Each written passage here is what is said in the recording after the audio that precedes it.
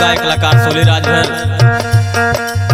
आप लोगों के बीच में, और नीलकंठ विक्रम स्टूडियो अभिषेक बाबू की देखरेख में आप लोगों के बीच में एगो विदेशिया निर्गुण भेज रहा बानी। हमके आसान आप पूरा विश्वास बा कि जैसे हर एक गाना में आप लोगों के प्यार दुलार आशीर्वाद मिलल, उहे आशीर्वाद दुलार यह गाना में मिली। देखिए वो हमारे कवि जी कितनी सुंदर बात लिखना है, आए निर्गुण के माध्यम सुनी।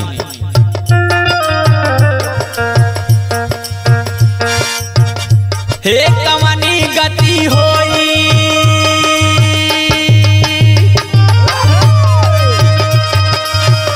हे कवनी गति होई, तोर रे सुगनमा कवनी गति होई।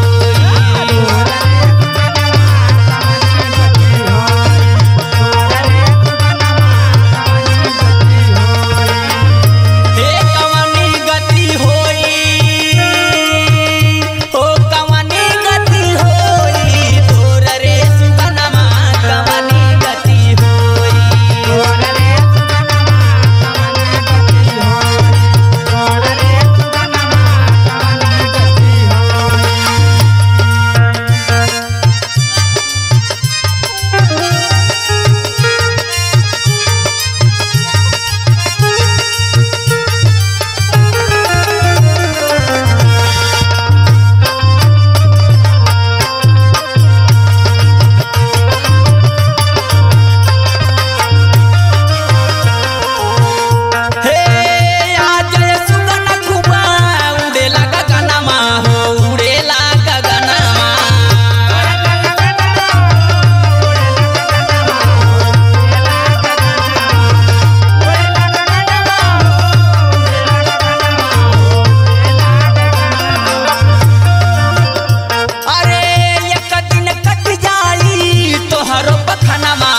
तोहरो पखनमा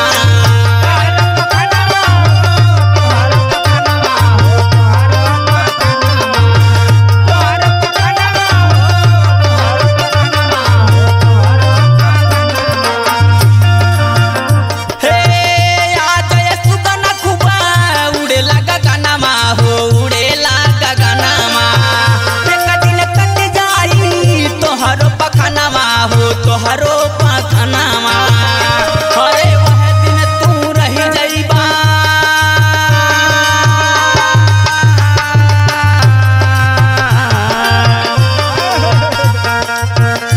अरे वह दिन तू रही जाइबा, सुना रोई रोई, तोर रे सुगनमा कवनी गति होई।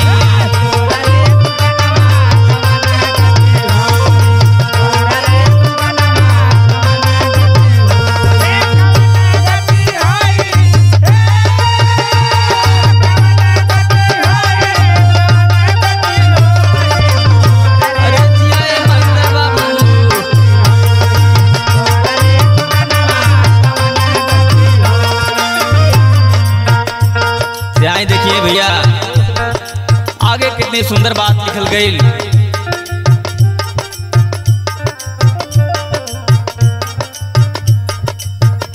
हे कैला गुमान सुना माया के बजरिया में, माया के बजरिया में।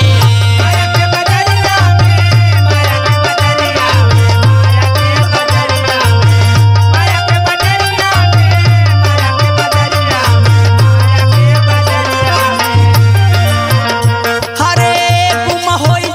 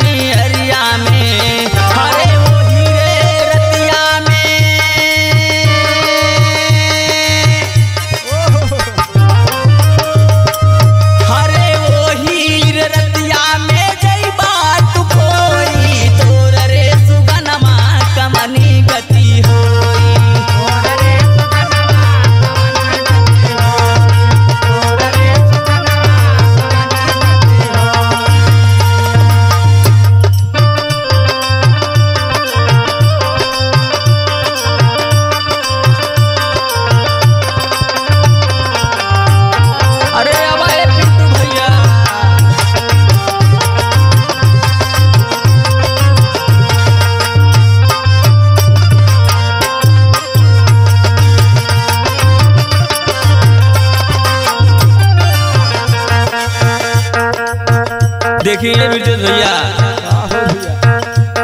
और कितनी सुंदर भाव लास्ट कड़ी में दिहल गई। कहल गल का